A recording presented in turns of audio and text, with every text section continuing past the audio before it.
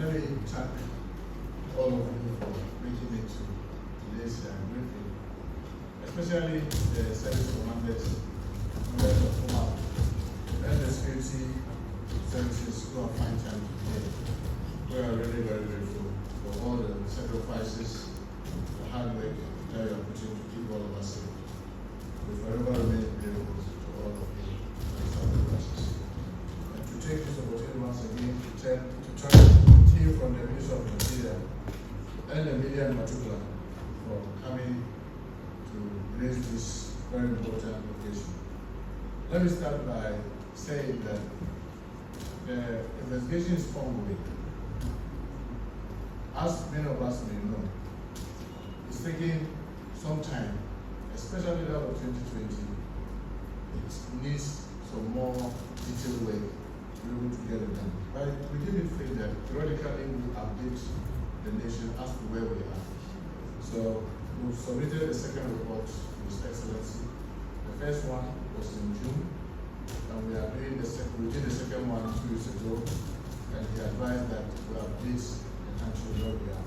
So you realize that most of it is not really conclusive, but it is ongoing. But at least you can see a lot of progress that have been made, and I want to take this opportunity to thank the team, the 30-member team from the CID department that have been working tirelessly to ensure that justice is served. So with that, by the time I'll just go ahead. So Government Communication Minister, the Deputy Minister for Interior, the Acting Chief Director, Minister of Interior, gentlemen, good afternoon to all of us once again. It gives me a great sense of duty to present to you all the outcomes of the report on the 2020 and 2024 election violence, which occurred across various sectors in the country. Ladies and gentlemen, elections in Ghana in recent times have been characterized by violence in various forms. In 2020 and 2024 general elections, we recorded some isolated incidents such as violence resulting in loss of lives. To address this recurrent and bring justice to the victims, the President, His Excellency John Dramani Mahama, directed the formation of a special investigative task force to re-examine cases of electoral violence fatalities, identify the causes, hold perpetrators accountable, and propose measures to prevent further occurrence. On January 16, 2025, the Inspector General of Police inaugurated a special task force within the Criminal Investigation Department, CID, of the Ghana Police Service. The mandate of the task force was to collaborate with the stakeholders to identify, review, and investigate all electoral violence cases that resulted in fatalities during the 2020 and 2024 general election. The Special Investigation Task Force identified 12 cases that took place during the 2020 and 2024 general election. These cases had resulted in 15 deaths across the country and well over 40 individuals got injured. The report outlined detailed account of all the 12 cases recorded during the period. The detailed report, which has been submitted to His Excellency the President, also contains the various incidents, how they were brought to the notice of the police, and actions taken by investigators in line with the laid down investigation protocol and procedure. The report further detailed action taken when the Special Investigative Task Force took over the cases at the level initially investigators had reached, and detailed findings derived from further interviews, interrogations, field visits, reconstruction of crime and crime scene, and forensic analysis of various materials of evidence retrieved during the investigation. Every violent incident recorded during the general election presents various criminal offenses which will have been committed by different persons involved. The report took into account a number of incidents where some procedural actions were overlooked. There were instances of clear breaches of discipline, violation of legal requirement, and total neglect by officers who were either present or responsible for situations that required prompt, responsive actions. The focus is to avoid veering into areas that might confuse procedural breaches with the main mandate, which is to investigate, identify, and prosecute persons responsible for death during the two general elections in the years of the 2020 and 2024. There were also instances of persons being rushed to the court on frivolous and vexatious charges when the same incident had resulted in the death of person or two. Great effort was expended to distill these charges and identify persons against whom evidence could be produced for the deaths recorded during these elections, with evidence to sustain criminal charges being preferred against them. Through careful review of police dockets, on-site inspections, and stakeholders interview, the Special Investigative Task Force identified 12 specific cases. I must be quick to add that I have since directed that the report of the Commission on the Election Violence at Ayawaso West River be implemented fully for justice to prevail. 6 each from the 2020 and the 2024 general election, which collectively led to 15 deaths as mentioned earlier and ended 40 others. These incidents span multiple regions, including Bunu East, Greater Accra region, Bunu region, Northern region, Central region, Savannah, and Asante region. The circumstances of each case vary, but nearly all involve the use of firearms during confrontation between supporters of the two major political parties, and instances where security personnel resorted to the use of live ammunition, warning shots as means of crowd control. Investigation into one of the cases, the Attorney General is currently prosecuting 3 persons who are standing trials at the High Court Criminal Division, Accra. The investigation established that 3 of the cases resulting in 4 deaths are traceable to the use of firearms by armed police patrol teams. Military personnel were also found to be responsible for 3 of the cases resulting in the death of 3 persons when they intervened to restore calm to chaotic crowds. Investigation further established that 4 of the cases, which resulted in 5 deaths, were recorded when party enthusiastic supporters resorted to the use of firearms against their opponent. The 2 other cases involve persons who were lynched during confrontation between supporters of the 2 major parties. It is worth noting that 21 suspects have been identified through witness interview, scene visit, reconstruction of crime and crime scene, and forensic and ballistic examination of material of evidence relevant to the cases. 11 new dockets have been built on the cases. 4 of the identified suspects have been arrested and admitted to police inquiry bills to facilitate further investigation and to trace their accomplices. 5 other identified suspects have been remanded in prison custody. Warrant of arrest have been procured to facilitate the run. Ladies and gentlemen, members of the press, the 2020 investigation reports are as follows. Techiman South in Techiman. The observation of the task force are as follows: that the injury could have been avoided had the security personnel not resorted to the use of live ammunition for crowd control.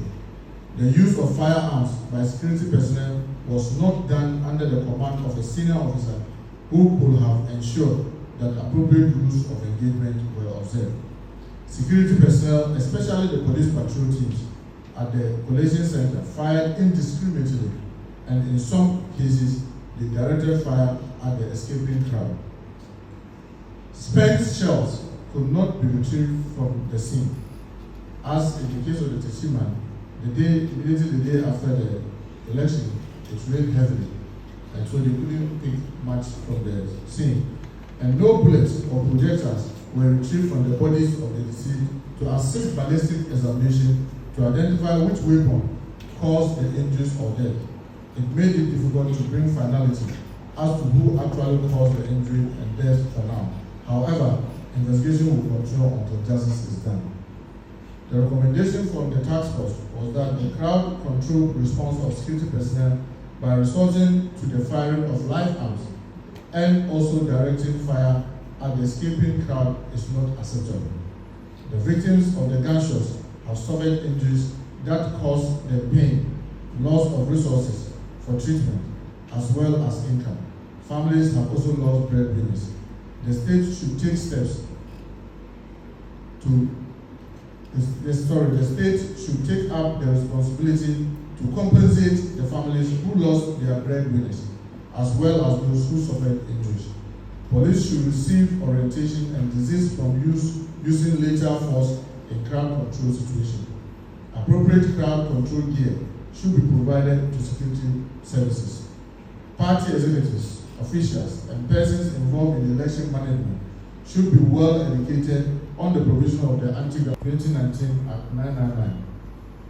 Action taken so far on the achievement. The report has been forwarded to the Attorney General for the compensation to be given to the families of the deceased and the injured. Dockets of the case is also referred to the cold case unit of the CID police, meaning that the investigation will continue further until we are able to find the actual perpetrators. For the Odio constituency in the Greater Accra region, the observation of the special task force, is that investigations into the incident failed to identify the person who shot and killed the deceased, Richard Otu and Emmanuel Dopre. However, 3 identified persons by police as those who fired shots into the crowd and injuring them were charged with the offenses of conspiracy to commit 47 of the Criminal Offences Act 1960 Act 29 and attempted murder contrary to Section 48 of the same Act. They have been committed and are standing trial at the High Court Criminal Court 1, Accra. The recommendation of the task force is that the task force recommends monetary compensation to the families of the deceased.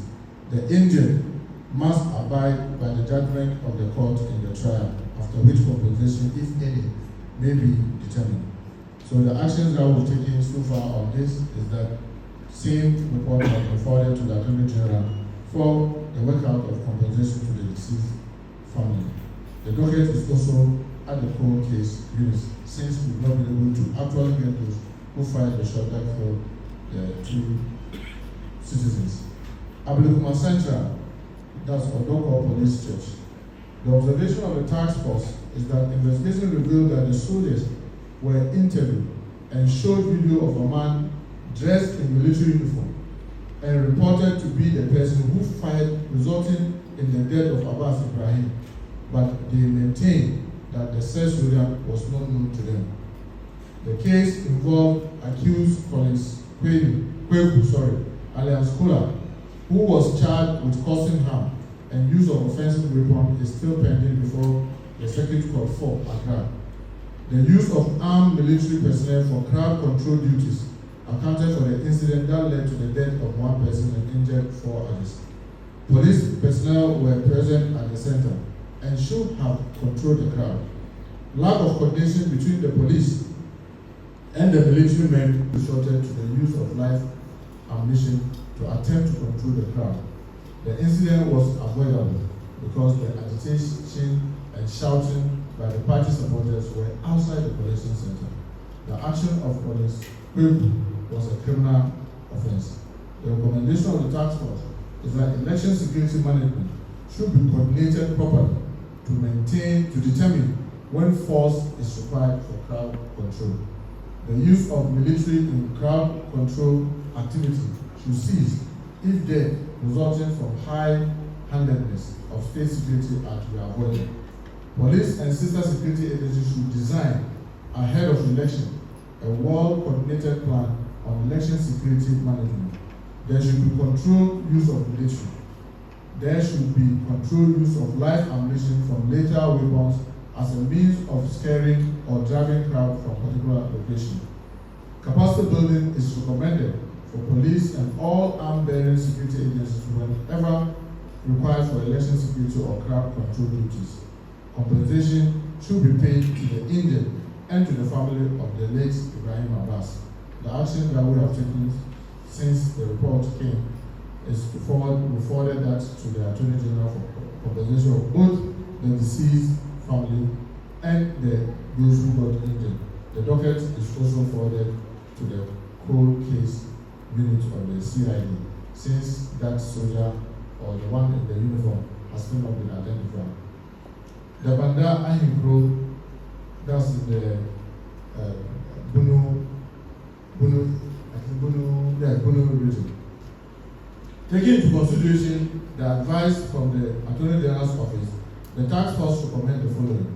The investigation continues even though the township are not willing to give information out because of the rivalry between the two towns of Banda Ahinkro and Banda Bonkazi, but the docket should be forwarded to the cold case unit. The monetary compensation should be paid to the family of the late Silas Bolankami. Report forwarded to the agent for compensation to the deceased family. Doma West constituency, that's Grand Kwanta. This was also violence resulting from the 2020 voter registration mop-up exercise. The task force recommends that the supporters of both NDC and MPP who convened at the voter registration center near the district assembly premises on August 8, 2020 were engaged in riot. They were, however, not attacking the police or security personnel at the center. The use of live ammunition to disperse the riotous crowd by the police was inappropriate and does not conform to any laid-down crowd control method.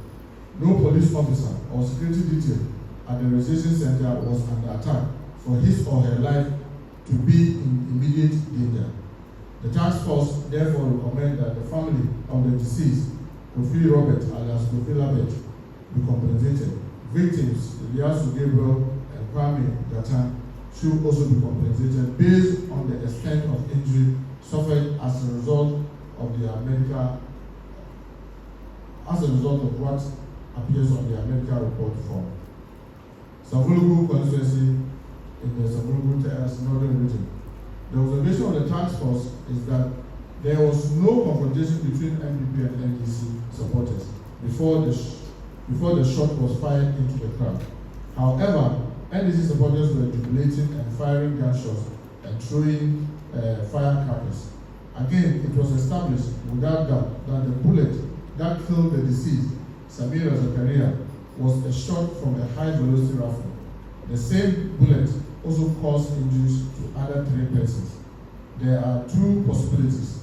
The first is that the shot must have been fired into the crowd by one of the persons who were jubilating deliberately or accidentally.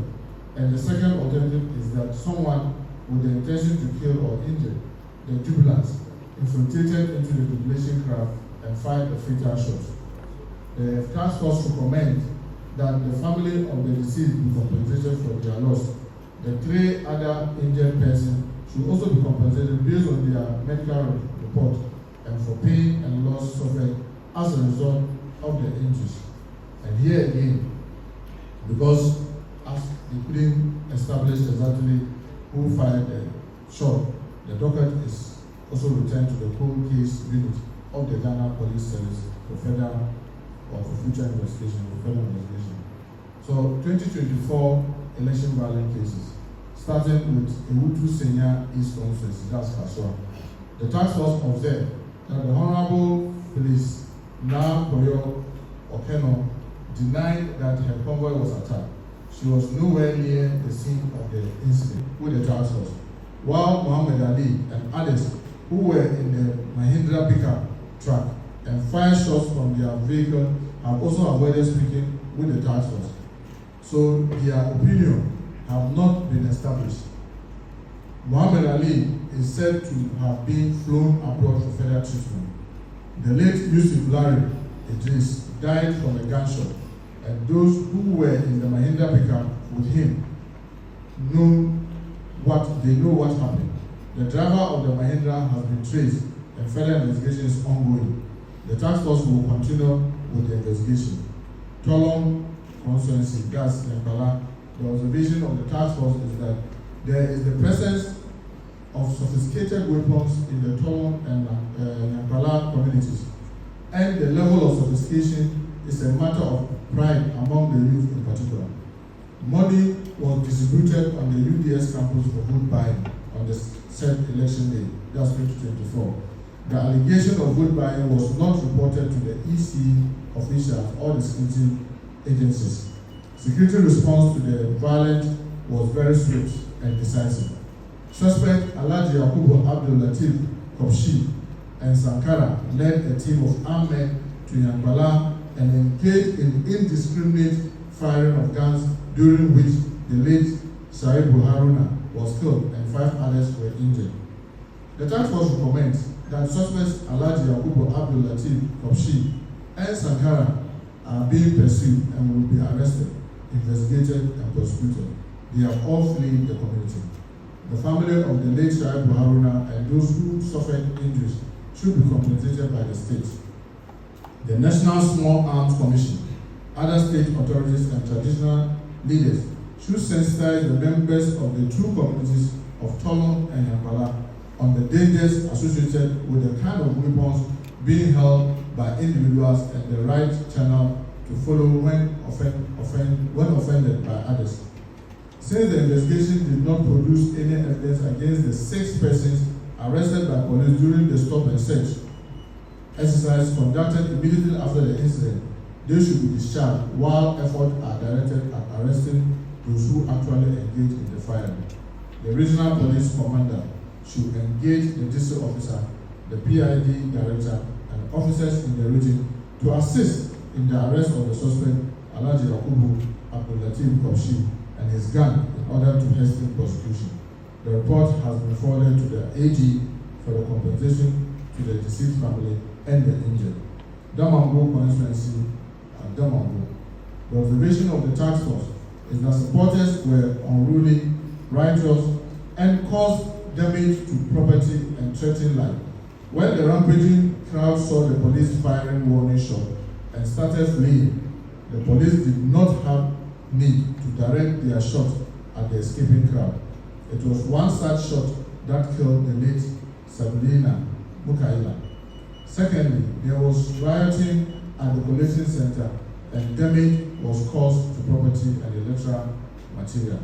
The recommendation of the task force is that the family of the deceased person be compensated by the state. The suspects arrested are currently being prosecuted at the High Court in Kumasi. The report has been forwarded to the Attorney General for the compensation to the deceased family. Nkranza South constituency in Nkranza. The observation of the task force is that there were 16 soldiers involved, and when they were screened, 5 have been identified as being in the group who were present during the incident. One soldier, the last corporal, Dakwa Biamina Oche, who was identified as having shot the late Abdul Karim Rafiq alias Tyson, admitted shooting him but justified his action by saying that he saw the deceased trying to disarm his colleague, that's Private Bawumia Francis, and that the deceased had drawn a cutlass to slash his colleague. Private Bawumia Francis, who could not collect this evidence in full since he was trying to pick up the magazine of his M16 rifle, which had fallen during the struggle when he heard the shot. The evidence collected so far does not show that the deceased committed any breach of the law. The military personnel who were deployed to the collation center had a duty to prevent any interference with the electoral process, and they were also required to maintain and restore peace whenever disorder threatened. The recommendation of the task force is that the family of the Abdul Karim Rafiq be compensated for the untimely death of the deceased. Yet the report too has been forwarded to the Attorney General for advice and the compensation because it involves this soldier that is well established that he really fired the shot. So that has been forwarded to the Attorney General for advice. Offensive of constituency, that's Akumadan. The tax persons and injured 2 others. The observation of the task force is that the late Jacob Nalo was not in the group that went to take over the fertilizer in the warehouse. The late Solomon Dewell lost his life as a result of stray bullets. The task force, through district investigation identified 12 suspects as those who attacked and subsequently lynched deceased Jacob Law. 5 of the 12 have been arrested and before the Master High Court 4, Kumasi, and are currently in prison custody, yet to meet their bail condition. The others are on the run, and the police is making every effort to get them arrested to face justice. For our North, South, West, that's my grandson. The observation of the task force was that a chaotic situation at the ladies and gentlemen of the press. It is worth noting that the report has been sent to the Office of the Attorney General for further actions and prosecutions. As Minister for Interior, I want to assure the public that government under the able leadership of His Excellency President John Dramani Mahama is committed to upholding the rule of law and to ensuring that all those responsible for the violence are held accountable. Government will continue to work with all stakeholders to strengthen democratic institutions and ensure that elections in the country are peaceful. God bless our homeland Ghana and make it great and strong. I want to thank you.